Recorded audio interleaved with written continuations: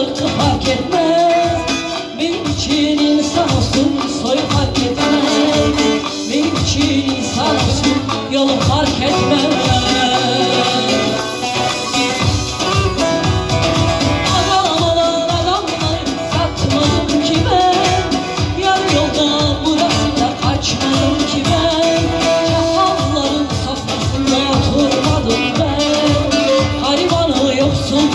Ezmedim ki ben.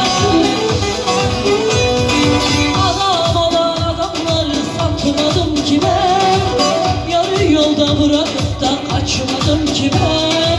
Çakalların sofrasına oturmadım ben. Garibanı yoksulları ezmedim ki ben. Değerli sokaklarımıza bir şarkı çalalım. Teşekkür ederim.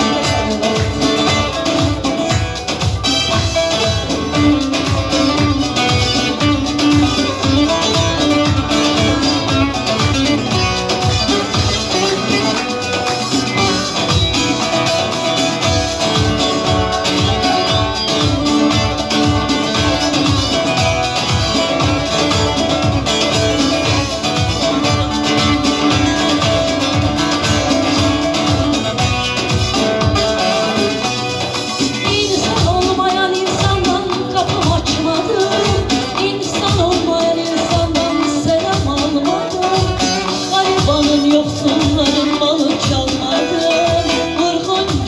Soygunculuk bir şey yapmadım. Vurgunculuk, soygunculuk bir şey yapmadım. Adam olan adamları satmadım ki ben. Yarı yolda bırakıp da kaçmadım ki ben.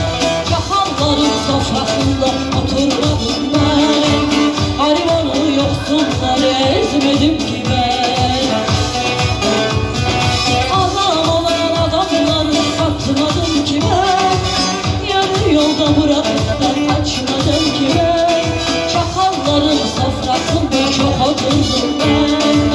Garibanı yoksulları ezmedim ki ben.